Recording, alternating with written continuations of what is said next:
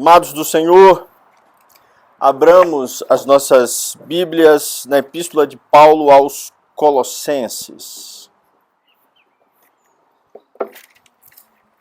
Quero ler com os irmãos o capítulo 3, os versos de 22 a 25.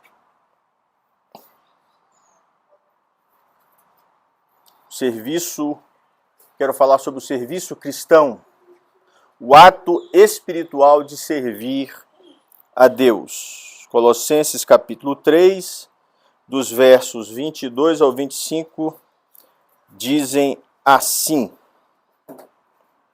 Servos, obedecei em tudo ao vosso Senhor segundo a carne, não servindo apenas sob vigilância, visando tão somente agradar a homens, mas em singeleza de coração, temendo ao Senhor.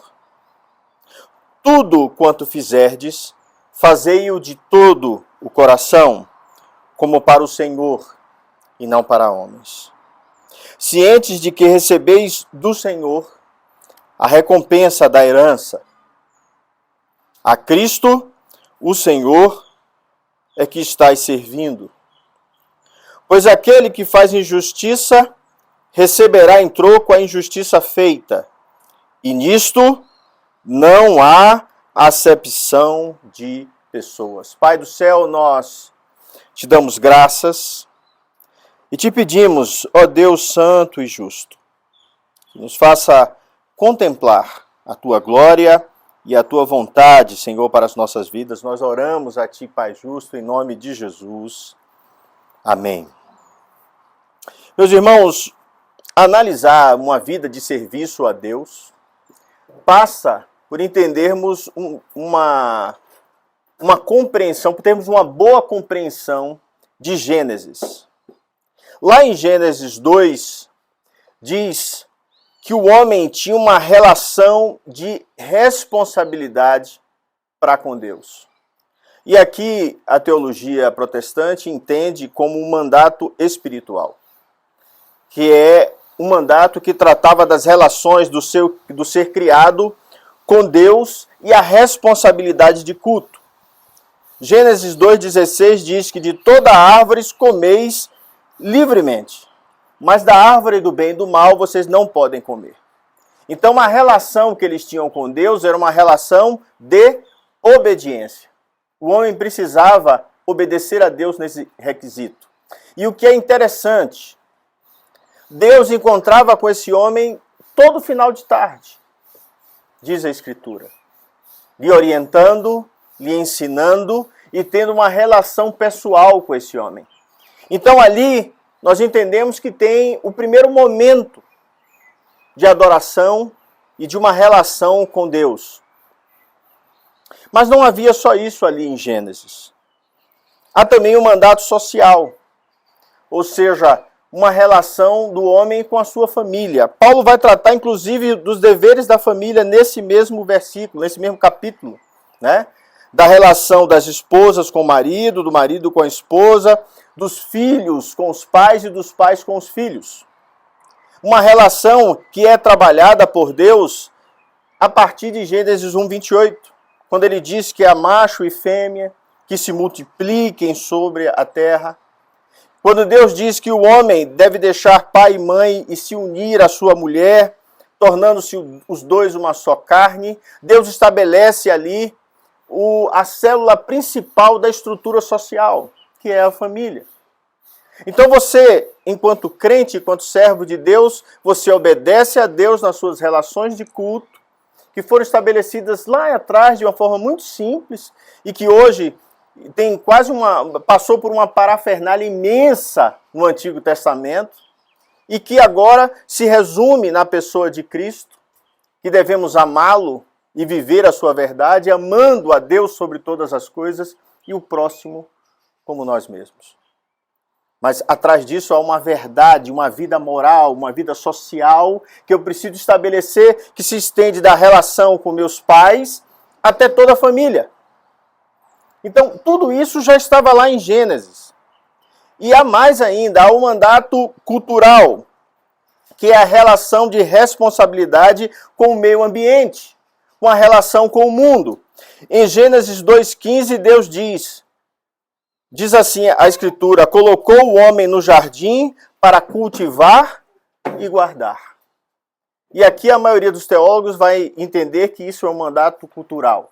Eu preciso cuidar do meio ambiente, eu preciso cuidar das relações humanas, eu preciso cuidar do mundo.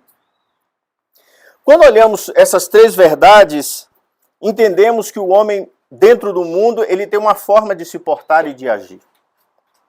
Mas, principalmente, o homem tem uma forma de agir no seu serviço a Deus. E Paulo faz um paralelo extremamente interessante. Ele vai pegar escravos, pessoas que não eram donas das suas vidas, e nós precisamos entender que a escravidão é algo que existia no mundo há milênios. Passamos, talvez, pela mais terrível nos últimos séculos. Mas precisamos entender que, por exemplo, os romanos, os macedônios, os egípcios, e o número é imenso de povos que toda vez que ganhavam uma guerra, escravizavam o povo perdedor. Isso era comum no mundo antigo. E Paulo olha para esse servo, porque haviam várias pessoas que tinham se convertido ao Senhor, e após orientar a relação familiar, ele tem um olhar especial para essas pessoas. E ele faz um paralelo lindíssimo. Ele vai mostrar que até o serviço dele como escravo, como alguém que não era dono de si mesmo, deveria ser feito para Deus e não para homens. E aí nós pensamos assim, como alguém que não tinha direito quase nenhum, como alguém que por tantas vezes era humilhado para exercer aquele serviço, é colocado como um parâmetro para servir a Deus. E Paulo faz isso de uma forma magistral. A primeira verdade está no verso 22, que diz: servos, escravos, obedecei em tudo ao vosso Senhor segundo a carne, não servindo apenas sob vigilância, visando tão somente agradar homens, mas com singeleza de coração, temendo ao Senhor. A primeira verdade desse texto é que o serviço a Deus deve ser executado para agradar o Senhor e não a homens. O primeiro princípio que eu preciso entender é que o próprio apóstolo Paulo se intitulava servo do Senhor, escravo de Cristo. E ele diz que ele não fazia mais a própria vontade, mas ele fazia a vontade do seu Senhor, o Deus que o salvou, Jesus Cristo. E Paulo chega numa profundidade de entendimento que ele diz: não vivo mais eu, mas Cristo vive em mim. A sua verdade está acima da minha, a sua vontade está acima da minha. E eu sou escravo do Senhor. A linguagem bíblica é exatamente essa, que nós servimos a Deus, mas servimos não penosamente, mas servimos ao nosso Senhor com singeleza de coração, com desejo de ser servo de Cristo. Quando ele diz: obedecei em tudo ao vosso Senhor na carne, ele está falando dentro do Império Romano, haviam muitos escravos. E eu falei isso antes, eles trabalhavam sem receber nada em troca. Somente a comida que eles comiam. E Paulo olha para eles e exorta aos servos que estavam em Colossos, para que eles sirvam com singeleza de coração, ou seja, com simplicidade. A ideia, ele está dizendo assim: olha, servo, se você cuidar das coisas do seu Senhor, como se você estivesse fazendo para Cristo e o seu coração estiver imbuído, singeleza aqui é simplicidade. Se você fizer isso com simplicidade e com amor, talvez o seu patrão, vendo o seu bom serviço, pense: Se a religião cristã faz isso pelos escravos, ela é maravilhosa. Se você observar o pensamento de Pedro, ele vai pelo mesmo caminho. Ele diz que esposas serviram tão maravilhosamente os seus maridos que o alcançaram sem dizer palavra. Pedro mostra que há uma vida a ser vivida, ainda que eu seja um escravo dentro do Império Romano, que pode ser feita com singeleza, com o coração entregue a Deus, de uma forma que Deus seja glorificado naquilo que eu faço.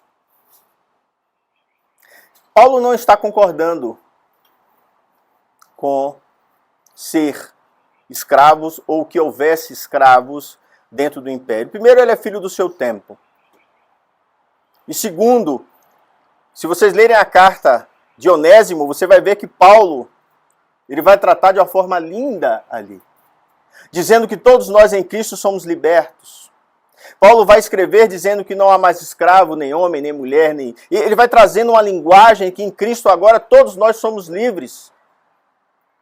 E ele vai dizer, olha, na carta de Onésimo, ele vai dizer, olha, você deveria inclusive libertar o seu escravo. A linguagem de Paulo é que no mundo todos nós somos escravos de Cristo e libertos do mundo. Mas o que eu quero que você veja nessa manhã é a comparação que ele faz. E eu quero comparar a minha vida e a sua vida enquanto servos do Senhor no serviço a Deus no mundo. E ele diz assim, olha, façam isso de todo o coração. Façam isso como se vocês estivessem servindo a Deus, e eu vou dar um exemplo simples. Toda vez que eu falo sobre isso, eu lembro desse exemplo. Eu estava na Igreja Batista Missionária da Independência, e nós fizemos uma viagem para o interior para pregar numa cidade. E quando chegamos lá, nós nos alojamos numa igreja. Imagina você, 2 ônibus lotados de gente, todo mundo na mesma igreja, e usando todo mundo o mesmo banheiro. Né? Quando no final do dia o banheiro está aquela beleza. E eu acordei cedo para orar, que tinha uma reunião de oração às 6 horas, eu acordei às 5. Me ajeitei e quando eu cheguei no banheiro, o banheiro estava limpo, irmãos. Tão limpo, que dava para você deitar no chão.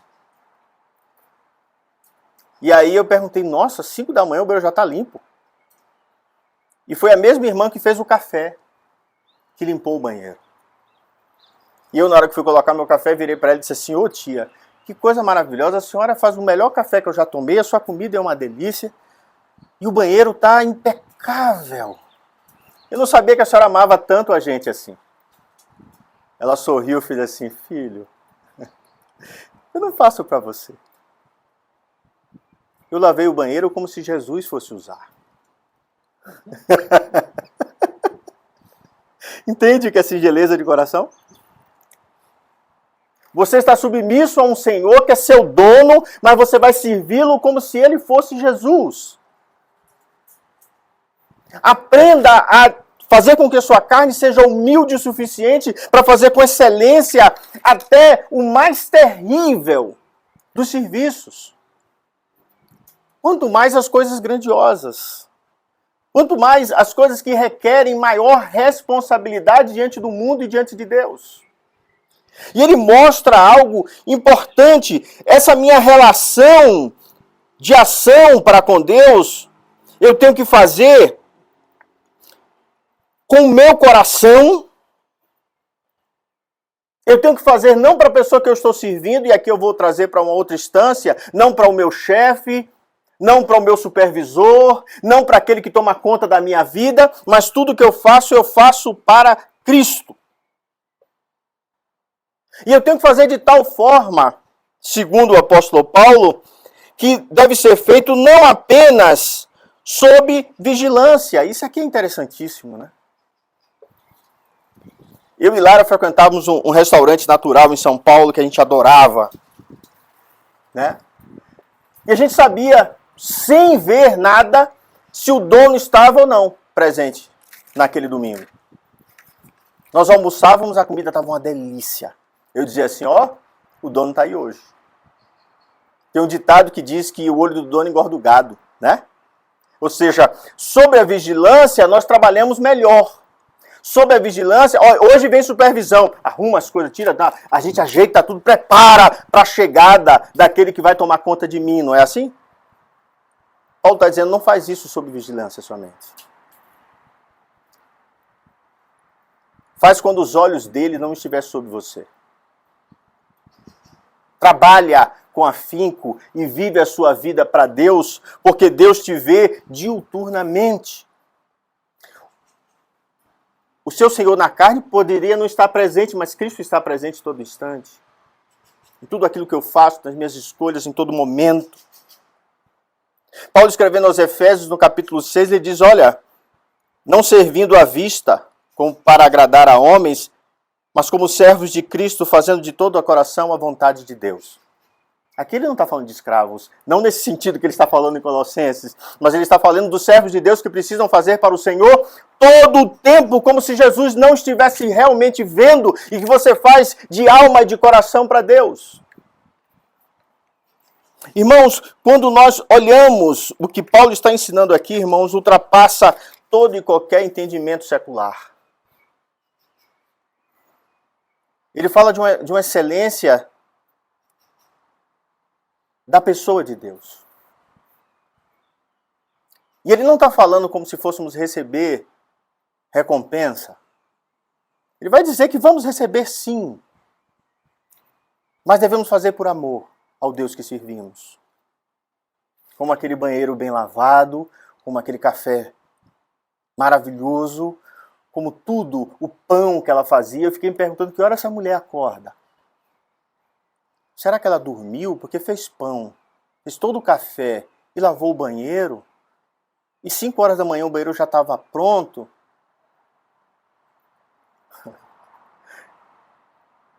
Fala de um serviço e de um amor a Deus que é tão grande que ele transborda para o próximo. A relação com Deus é tão sublime que transborda para as pessoas que estão ao redor. A verdade é que o Evangelho ensina que nós derramamos e colocamos para fora aquilo que temos dentro. Se eu estou cheio de preguiça, eu derramo preguiça. Se eu estou cheio de ódio, eu derramo ódio. Se eu estou cheio de desejo de ser servido, eu sempre me coloco à disposição de ser servido. Mas se eu tenho no meu coração o desejo profundo de servir, eu vou encontrar uma forma, ainda que eu tenha os mais altos cargos, ainda que eu tenha uma vida estruturada para que todos me sirvam, eu vou encontrar uma forma de ser útil e de servir também. Percebe? Porque a alma somente vai derramar aquilo que ela é. Quando Jesus diz que não pode jorrar de uma fonte doce água salgada, é porque ele está falando da origem daquela fonte. E esse servo que Paulo está se referindo, e que ele vai falar também em Efésios 6, é alguém que ama tanto a Deus e que faz tudo para Deus e não para homens. Olha o texto comigo. Visando tão somente agradar homens. Quando Jesus fala das orações públicas dos religiosos de sua época, ele fala que eles oravam nas esquinas, jogavam cinza sobre a cabeça e vestiam pano de saco, porque eles queriam ser vistos pelos homens e reconhecidos como santos, reconhecidos como pessoas boas. Aí Jesus diz assim, vocês já receberam a recompensa. Se você quer receber o agrado dos homens, se você quer ser reconhecido como alguém importante, você já recebeu. É a mesma história aqui, a mesma ideia aqui. Quando eu quero agradar os homens, eu dou o melhor de mim. E nós sabemos fazer isso. E fazemos com maestria. O problema é que nós nos esquecemos que se eu agradar a Deus e fizer tudo com o máximo esmero e amor, o reflexo é que os homens vão perceber. Porque você serve a Deus servindo as pessoas. Porque você serve a Deus executando aquilo que Deus colocou nas suas mãos e fazendo com toda alegria. Portanto, o serviço deve ser feito com primor de todo o coração para o Senhor. É isso que ele está dizendo aqui. Tudo que fizerdes, fazei-o de todo o coração, como para o Senhor. Quando eu julgo, como André, que é juiz, não estou fazendo isso para o governo que me paga. Eu estou fazendo isso também porque eu tenho uma obrigação, uma responsabilidade moral. Mas eu faço isso porque Deus me colocou nessa condição. Quando eu dou aula, quando eu exerço a minha função de polícia, aliás, Calvino diz uma coisa extremamente interessante. Ele diz que a força policial é uma forma de Deus frear o mal no mundo. Portanto, os policiais, eles são a força primeira para frear o mal dentro da sociedade. Isso é uma visão de alguém que percebe o mal no mundo e quanto ele influencia e destrói a sociedade. E que há forças colocadas por Deus que não estão servindo ao Estado somente. São instrumentos, onde quer que estejam, o que quer que façamos. Eu agrado ao meu Senhor. E o que é interessantíssimo, quando o meu Senhor se agrada, as portas se abrem. Agora tome cuidado, tá? Porque fazer a vontade de Deus pode magoar os homens. E aí você entra numa sinuca. Eu vou agradar aos homens aqui ou eu vou agradar ao Senhor? E várias vezes você vai ter que fazer essa escolha. E o mundo vai se insurgir contra você e o seu chefe pode até lhe demitir. Lembre-se disso. Que as nossas escolhas são feitas para agradar ao Senhor. Porque nós, como humanos, temos a mania de querer agradar aos homens e não a Deus. Somos como Tomé. O homem eu posso ver, está logo aqui, eu vou agradar. Meu Deus está em oculto, né? Mas quem movimenta as coisas em oculto é esse Deus que você precisa se submeter. Talvez façamos isso porque a resposta humana, quando agradamos, é imediata. E a resposta de Deus, às vezes, demora. A resposta de Deus, às vezes, precisamos passar um tempo no deserto. A resposta de Deus é no tempo oportuno, na hora da necessidade. E, às vezes, a minha necessidade não coaduna, não se harmoniza com aquele momento de Deus, não é? Pense você no lugar de um escravo. Que você não é dono nem da própria vida, não podia nem se movimentar livremente. Paulo está falando para alguém que precisa amar a Deus com todo o entendimento, com toda a força, com todo o seu coração. E ele diz assim, temendo ao Senhor. É lindo esse texto. Eu não tenho medo do meu chefe, não tenho medo das ações humanas, eu não tenho medo de nada.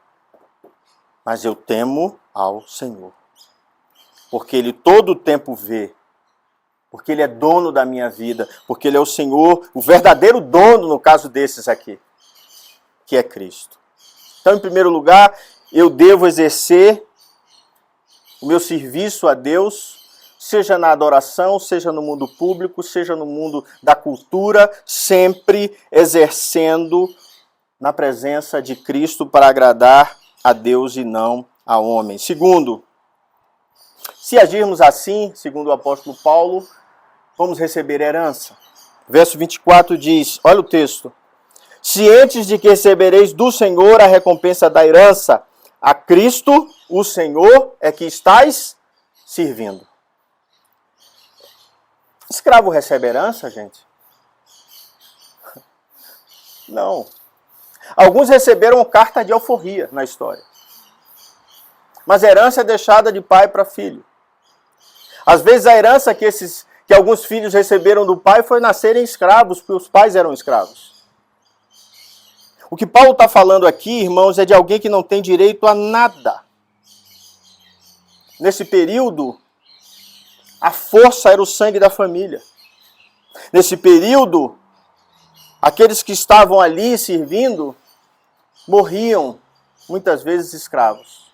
Nós temos histórias de escravos famosos que estudaram, que conseguiram comprar as suas cartas de alforria na história. Mas eu quero que você olhe aqui o que Paulo está dizendo. Ele diz para essa pessoa que nada tinha, que no momento em que você partir, você vai receber uma herança que Pedro diz que é incorruptível, imacessível. Uma herança que nenhum homem pode dar, porque não se restringe a este mundo que passa. Aliás, até os herdeiros morrem e deixam tudo aqui. Aliás, o Senhor Jesus, ensinando em Apocalipse, diz que nós chegamos e vamos desse mundo nus, que nada carregamos, que a única coisa que levamos para a eternidade, irmãos, são as obras que nós fizemos em nome de Deus, ou deixamos de fazer. Paulo olha para esses homens e diz assim, olha, vocês têm uma herança nos céus. Porque Jesus é o Filho de Deus. E é o dono de todas as coisas. O escritor de Hebreus vai dizer que ele é o testador, que quando ele morre, ele nos deixa com herança a eternidade. Ele está dizendo assim, olha, Senhor, senhores, veja comigo capítulo 4, verso 1. Tratai os servos com justiça e com equidade, certo de que também vós tendes Senhor nos céus. Ou seja, há um Senhor que está sobre todos, inclusive o Senhor daquele escravo tinha alguém a quem prestar conta. Todos nós temos que prestar conta diante de Deus. Todos nós estamos sujeitos à justiça de Deus. Cientes que recebereis do Senhor a recompensa da herança. Há uma história do servo da orelha furada no Antigo Testamento. Um servo, no judaísmo, só podia servir 7 anos. Depois disso, ele tinha que ser liberto. E há alguns senhores que foram tão maravilhosos com os seus servos que eles não queriam mais ir embora. E eles tinham uma forma pública de fazer com que esse servo, escravo, se tornasse filho e parte da família. Ele chegava na porta, no umbral da porta, que tem um significado importantíssimo no judaísmo, que é a entrada da casa, onde passava o sangue, né, da Páscoa, e tem a ideia de um portal que fecha, que blinda, que faz parte da família quando você entra pelaquela porta. Ele pegava o escravo, botava a orelha na porta da casa e furava a orelha. Vinha com uma argola de ouro e colocava na orelha desse escravo. Está em Levítico isso. Você sabe o que é que o Senhor está dizendo? Agora você é meu filho. Agora você faz parte da família. Ou seja, aquele Senhor tratava tão bem o seu servo que ele dizia, não quero ir embora. Lembra a linguagem que Jesus mostra do pai, da parábola do filho pródigo? O filho quer voltar para casa porque os servos daquele pai eram tão bem cuidados, os escravos, que ele diz, eu quero voltar para lá. E diz ao pai, pai, me trata como um dos seus escravos, porque você trata tão bem eles, que eu quero ser só servo. E o pai disse, tu és filho, né? Tu és meu filho, e colocou ele no mesmo lugar de honra. É assim que Deus trata o escravo, o rei, o príncipe, quem for.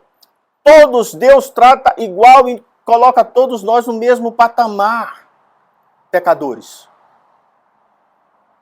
E a minha relação com o outro precisa passar por esse crivo.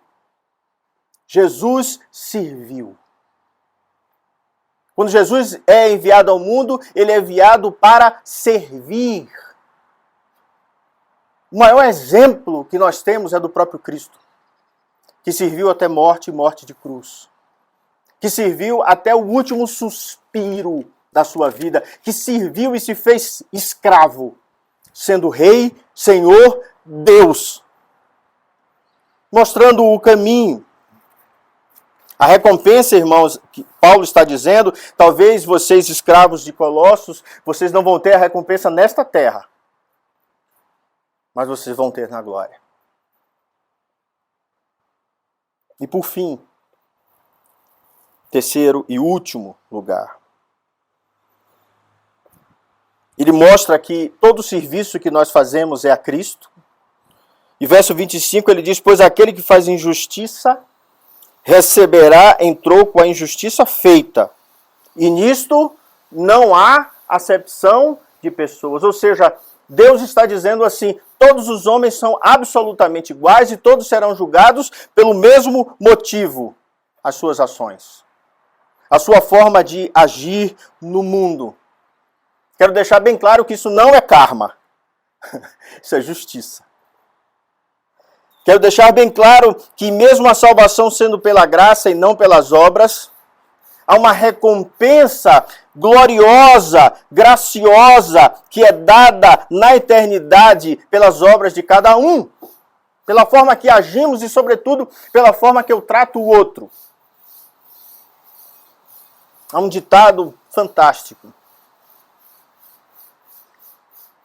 Descobre-se quem é a pessoa pela forma que eles tratam aqueles dos quais de nada precisam. Nós conhecemos a pessoa pela forma que trata, por exemplo, as pessoas da limpeza, os pobres, os humilhados e aqueles que eu não dependo em nada. Qual é a minha relação para com essas pessoas? 2 Coríntios 5,10 diz assim: porque importa que todos nós compareçamos perante o tribunal de Cristo, para que cada um receba segundo o bem ou o mal que tiverem feito por meio do corpo. O bem e o mal que tiverem feito por meio do corpo. Alguns anos atrás eu estive numa igreja, irmãos, em Minas Gerais. E um irmão virou e disse assim: não, eu não vou ser julgado, eu já fui absolvido. Eu falei: irmão, você foi absolvido, tenho certeza, porque Jesus pagou por você. Mas você vai ser julgado pelos seus atos. É bem claro aqui, ó. Seremos julgados pelo bem ou pelo mal que fizermos por meio do corpo, pelas minhas ações, da forma que eu ajo dentro do mundo. Apocalipse 20:12 diz: vi também os mortos, os grandes e os pequenos, postos em pé diante do trono. Então abriram-se os livros. Ainda outro livro, e o livro da vida foi aberto. E os mortos foram julgados segundo as suas obras, conforme o que se achava escrito nos livros. Nós jorramos água doce. Lembra das águas de Mara, amarga? E Deus diz: joga uma árvore dentro da água e ela ficará doce. Irmão, Jesus é que torna toda a água doce. Precisamos tratar o nosso coração. Já que estamos falando de planejamento, e esse sermão é para isso, para dizer assim: ó, nós servimos a Deus e não a homens, nós servimos a Deus com toda intensidade e singeleza do coração, nós adoramos a Deus porque sabemos que a Ele servimos e que na eternidade prestaremos conta. Eu quero encerrar dizendo o seguinte: diante desse texto, irmãos, qual a minha relação com o serviço a Deus? Eu sempre me fiz essa pergunta, irmãos, e que para mim é muito cara e difícil. Quando eu pastoreio para quem? Meu coração às vezes se entristece, né, com a relação do mundo, com a relação da igreja. Por vezes eu já cocei a cabeça das ovelhas e elas morderam a minha mão, como diz Calvino, né? E eu preciso sempre me lembrar de quem eu estou servindo, a quem eu presto contas. Com cada um de nós, irmãos, não é diferente. Não é diferente. Eu quero que seu coração, irmãos, se encha do desejo de servir a Deus como escravo. Como Paulo diz: eu sou escravo de Cristo e ai de mim se eu não pregar o Evangelho. se coloca embaixo da obrigação de viver o Evangelho todo o tempo, inclusive na nossa própria relação de trabalho no mundo. Vamos orar? Pai Santo e Justo, nós nos quedamos aos seus pés, entendendo, Deus, que no mundo nós temos aflições, dificuldades, mas queremos, ó Deus, nos sujeitar ao Senhor. Queremos, Senhor, em nome de Jesus, te pedir, Senhor, que nosso coração seja singelo e tudo que formos fazer, Senhor, colocar as nossas mãos, os nossos atos, ó Deus, nos ensina a fazer o bem. Nos ensina a amar, Senhor, sem olhar a quem. Nos dá, Senhor, um coração, a certeza que servimos ao Senhor em tudo aquilo que fazemos, ó Pai. Eu oro especialmente, Senhor, por essa igreja. Eu oro, Senhor, especialmente por esse tempo que vamos passar agora, Senhor. Os nossos planejamentos, os nossos sonhos, os nossos projetos. Ó Deus, colocamos todas essas coisas nas suas mãos porque queremos te servir, Senhor. Aqui, no Lago Norte, aqui onde o Senhor nos colocou, aqui nesse lugar. Ó Deus, abre as portas. Abre os nossos olhos, Senhor, para fazermos a tua vontade. Nós oramos a ti, Senhor, em nome de Jesus. Amém. Receber a bênção, queridos, que a paz e a graça do nosso Senhor e Salvador Jesus Cristo, que o amor insondável de Deus, nosso eterno Pai, e as benditas consolações do Espírito Santo sejam sobre vós, irmãos, aqui no Lago Norte, e sobre a Igreja de Cristo espalhada sobre toda a terra, agora e para todos sempre. Amém. Deus abençoe a sua vida, uma excelente semana.